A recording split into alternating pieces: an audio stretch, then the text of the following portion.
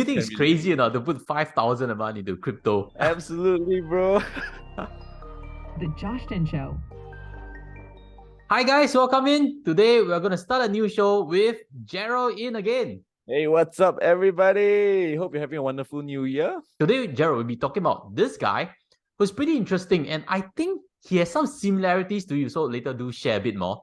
So for today's whole discussion, we're breaking down into two parts. The first is we'll together share with you who this guy is and how he actually makes his $120,000, which you have seen in the thumbnail. He's also shared his expenses and will give our 2 cents worth as to whether we think he's joking or not.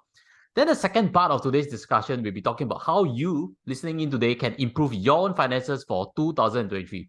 So Gerald, without further ado, let's do an introduction for him. Yes, so Jay, he started off as a professional athlete. I think he represented Taiwan. Subsequently, he quit and decided to look something longer term. Jay, wave, no look past. I'm actually a former professional badminton player, right? So I represent Singapore, play badminton, competed in SEA Games and whatnot. But I decided to leave because monetary opportunities weren't that good, right? And so now he's actually works in another startup as one of the founders. So apart from running his startup on the side or weekends, he actually does his TikTok videos, and that makes him 10,000 a month, which he then shares how he spends his money. So this 10,000 a month, right? He's also shared the biggest amount comes from collaborations. You know, Correct. as an influencer, whether you're in sports, whether you're in entertainment or in finance, there are collaboration deals that come about because brands want us to represent them. Right? So I'm also quite surprised to hear that he's made quite a big amount from collabs, and one of them actually paid him $20,000. He actually done before deals with night vision camera. He's actually done with Xiaomi. He's actually done with eBay. So these are big brands that are looking for entertainment influencers also. And if you are looking for a side hustle, this is some inspiration they can take away with. I'm amazed that he can do brand deals, I think once a month at least, right? Or twice a month. And the deal sizes that he does are quite big. The reach he has is wide. It's like million views, right, on average for both YouTube and on TikTok. So if you haven't seen it, check it out. It's quite funny. But also lead to the point, this side hustle that he's doing right now, he's doing only on weekends, which means for anyone who is thinking of, you need some money before you do a startup, or you want to boost up your total income, you can actually do something on the weekends which can pay off in the long run. Of course, not everybody gets to this size. We've both tried YouTube channels before, and it takes quite a while and it takes some luck to get there. But I think he's a great example that we can all look up to. And the interesting part also is he's also not taking salary from his startup simply because this side hustle is paying him enough for all his expenses. What are your thoughts on that, Gerald? Because of his brand deals, right? He can afford to invest all his money into his startup. So I think if the startup is still in the growth phase, it makes sense to not take any remuneration. But I think for most people who works in a startup, what they do is they usually pay themselves a nominal fee. Right, so then it's risk off the company, right? Just in case anything happens, at least you have some form of money saved up. I can share also on my own YouTube income, not too much pressure on it also, because I'm still keeping my main work, which is in advisory. So that's bread and butter, that's stable. Because for brand deals, YouTube advertisements, if you're new to the scene, you realize that they could fluctuate also. So it's not evergreen. Sometimes there could be periods where it's drier. And sometimes some videos don't go viral and then the income suffers also. So if you're thinking of starting something, do note from an influencing position, it may not be as fixed pay as what you're quite used to in occupation. Flow on to a discussion on how he's shared his budget, because we picked up some things that we would like to quiz him also whether it's real or not. So Gerald, bring us through this total budget breakdown. He shared that his monthly expenses is $8,839.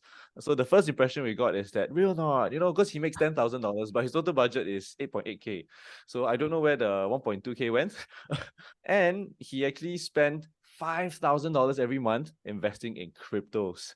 So then subsequently he saves $2,000, and the rest is broken down into a table which we would flash out on the screen. So really, really interesting. And I kind of wore the right shirt, right? See, crypto.com. I do you think it's crazy enough to put 5,000 a month into crypto? Or do you think he's joking? Absolutely, bro. But I think he probably has a very good reason if this was real, because he's so funny, right? I can't tell whether this was just a pun to kind of make us scratch our head or to catch our attention, or it's real. But assuming it's real, he said that it's because he he has a lot of friends in Silicon Valley, and they share with him, in the tech startup scene that, hey, crypto is the way to go. So I don't know, what else do you think could be his reasons for investing so much in just cryptos? Maybe he's trying to build up a crypto portfolio. So he's aiming for 100,000. Therefore, he's doing like $5,000 cost averaging. Then hopefully that makes sense. If he's doing this perpetually, it seems like he's going all in and go big or go home kind of mindset. It makes sense because maybe he already has 1 million set aside on, stocks and shares. You don't know, right? Then since I already have 1 million, I want to, get like 50K in crypto. So yeah, every month 5K into crypto. And it's funny, right? So then that's why he broke it down like that. I mean, when it comes to crypto, right, it's so volatile. If you want to acquire, I do think if you DCA, you dollar cost average slowly, actually might work. Because, 1 month's price can be so different from the next. If you go lump sum 50,000 or 100,000 in, you might realize that, the volatility is way bigger than most other instruments in the market. And there's a very high risk of being like scam, or the platform you're in gets hacked. So yeah, there's a very real risk of 100% loss. But also, let's put a caveat to things. This interview was actually done in 2021, which means that was still before the big crashes have happened in crypto space. We don't know whether Jay, if you're viewing this, you could share with us whether you're still doing that DCA or not. Whether you still have the same conviction, being an insider in the tech space itself. But what about for the rest of the breakdowns in terms of his own budgets? Do you think they are realistic? I have friends from there as well, right? So then they share with me the expenses there are actually really, really, really expensive. It kind of shocked me how much he spent on both dining and groceries. It's actually really, really low. I think meals there would at least go for like a night out, right? Each person at least $30, maybe closer to $50. So 100 plus a night, right? Easily. Yes, it's a lot less than I expected. Even myself in Singapore, I think Singapore is a lot cheaper. I spend more than him in terms of utilities and dining out already.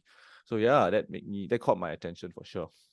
What about you, Josh? I was also thinking some of the numbers look exceedingly low. Like, of course, car insurance looks very high, 266 a month. That's like 3K. Maybe car insurance in the US is expensive. But I'm really quizzing when I see a round number like savings $2,000. Is that accurate? Or is that just a guesstimate? Which means he hasn't done a deep breakdown. Rather, he's just put rough numbers to things. I do think also that in US, the meals are very expensive. Maybe they don't go out so much, which also means the groceries at $250, unless his mom is paying for it, because he's also shared that he's staying with his mom. Which also all about the cheap cream, man. Staying with parents is always the best way to save. So if you are single, still staying with parents, no excuses. You should be saving boatloads of money. But for both of us, we are owning mortgages, correct? And later, let's share together with you what are our exact breakdowns. And before I get there, leave your thoughts and comments when you see this breakdown, whether Jay is joking or not, on how he's actually allocated his money towards. Let's dive on to part 2 on how you can improve your own finances when you're listening today. We are all setting New Year's resolutions, planning our budgets, trying to make it a bit better moving forward. And maybe you want to make some positive steps towards your own financial freedom journey. So today, let's share how we ourselves have discovered our own expenses. So maybe Gerald, I'll let you go first and share what you are spending as a newlywed, owning a house fairly recently, and what numbers are you seeing on your own books. Let's start with income, right? So income, I used to mostly do YouTube and badminton. I didn't really take much money. But now it's the reverse. I actually take mostly from my badminton. When it goes to my expenses, a little bit to savings and whatnot. I don't actually do a superb job in tracking my finances really, really well. Things have gotten a lot more complicated for me when I kind of started, all in on my business and I got married. So when having shared account and all those, so yeah, things really started to get a lot more messier. Hey, I want to quiz you also. When we see through these numbers that you've shared, childcare $200. What is that exactly? Oh, okay. So the monthly budget breakdown, right? For childcare, I put this because it's actually my 2 cats. So cats are lovely. They're wonderful, fun to play with, full of energy. They are not that expensive on a month-to-month basis. So some of us might get confused, like, hey, actually cats only $50 a month. Why $200 a month? It's when they are sick. Usually it's a visit to the vet. It's like 200 plus, and then a review 1 week later, another $200. So easily $400, if not more, whenever they fall sick, which happens in our experience about twice a year, and we have 2 cats, so that's 4 times a year. Then what about for your holidays? I've seen a budget there that you mentioned $4,000 a year. Is this an underestimate or not? If you are traveling quite a bit? usually stick to their budget quite well. So, okay, for traveling, right? Because my wife is Malaysian, so we travel to Malaysia a lot. Those are cheap. We take the bus up, it's $30. Then over there, our relatives help us out with the expenses there. Then vice versa, when they come over, we help them in expenses over here. So then effectively we only travel once a year to our own like holiday, right? If you want to splurge, maybe go like Japan, but if you don't want to splurge, we go somewhere cheaper like the Philippines or Thailand. So yeah, it does add up to about 4,000 a year. Just share a bit, Gerald, you don't have a car loan that you need to shoulder. No kids also on board other than the pets expenses that you have. Maybe I can share also on this portion of my own expenses. I think anyone viewing in, listening today, the first step is always track your total income sources. Where are you generating income? Your main income, your dividend income, your side income. Then once you are able to track things better, you can really make plans. And the next part is to really categorize all your expenses. So with a thorough breakdown, then you really know whether when you make plans moving forward, are they accurate? Because we are trying to hold back on some expenses, correct? So for myself, I've actually done an audit about half a year ago. Of course, prices may be more expensive than what I've shown over here. So for car, I do have a car. It's fully paid, but there's still petrol costs. And it's a bit like having a pet. There's repairs, there's breakdowns that we need to factor in addition to the petrol cost itself. Then my home loan, this is the one that has stepped up a lot.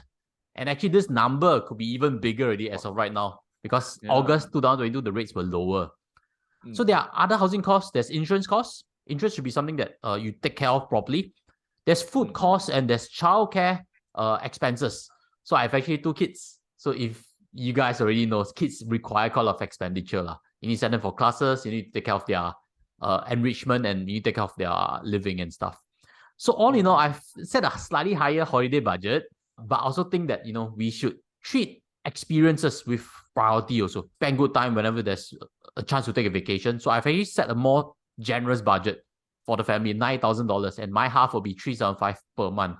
So all in, my monthly expenses are $6,094. Hopefully you can take away with. I have 2 kids and a car. So let us know in the comment section whether these numbers are something that is useful to help you reshape your own budgets. Are you spending too much in one side or some ideas on how to cut back on?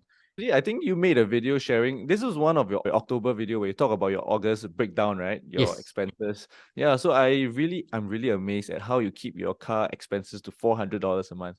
So back then, I used to own a car for a short while. I mean, even excluding payment for the car every single month, I'm pretty sure I spend more than $400 every month, man, on the car for parking, for maintenance, and then sometimes someone kissed my car backside for a while. Then $600 just to fix the paint and the bumper. But they kiss your car means they pay, right? But for this 425, actually it should be times 2 because I break it down between me and my wife. So I divide it by 2 if we were to share things equally. So this is my half of the equation, which means it's $850. There's parking fines, that's true. Road tax insurance. All in, I think there's a chance that this budget could still hold. But again, it doesn't factor in the depreciation of the car, which is still true. The car does lose value over time. Yeah, so let's move on to the next part, right? Where we talk about paying yourself first. Yes, once we have found out all our sources of income, the next part is to categorize our expenses. Then you kind of know how much you can potentially budget for your own expenses. But before you get there, pay yourself first. And this is a common adage on how to save up more, which means if you leave all your savings after expenses, you realize that you are always going to overshoot that budget.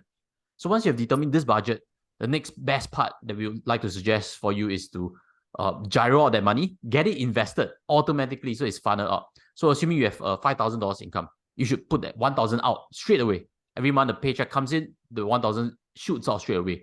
Then you balance your total budgets with the remaining. I think that's a thing that we could suggest to you for 2023, and maybe it could help you save up a bit more and invest a bit more for your own financial freedom journey.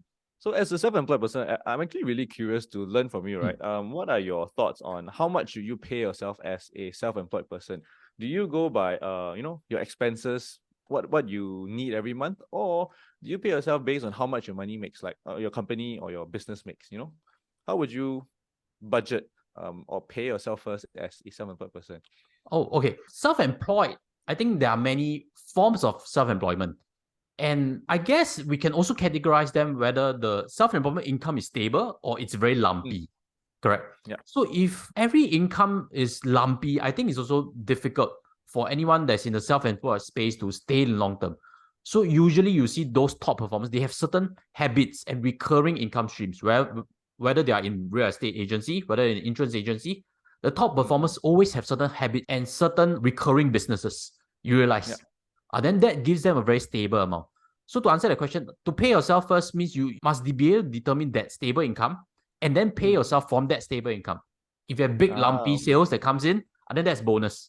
Then how you treat that money should be prudent also. But you should know what is your stable amount. So you are comfortable to set aside, and then you look for big deals. Then you see that typically that's how it's actually built up your finances as a self-employed. Hopefully I've answered that question well for you. I think that was a good way of breaking it down, right? To think of how you should manage your expenses. So then if companies that are purely lumpy, for example, I think YouTube, a lot of YouTubers when starting out, their expenses, their incomes are really lumpy, right? Even AdSense also very lumpy. I think brand deals are more lumpy than AdSense, because AdSense, if you produce consistently, it could drop, it could fluctuate, but it won't go to zero. Whereas brand deals, if nobody comes knocking on the door for 1 month, then that month it goes already. So for Jay's case, right, I guess if he's doing his merchandise, that's pretty recurring. As long as his videos are still on YouTube, it's evergreen. There'll be some merch transactions, and then the ads should still run pretty smoothly. It's just the sponsored deals. As and when they come, then just enjoy it. If not, you can't really control too much on whether you're being offered something. Coming to here, if you have learned something, again, smash the like button for us. And as always, Happy New Year. Leave your questions below. Thank you so much, Gerald, for stepping in today. And together we'll see you in the next show. Take care. As always, goodbye.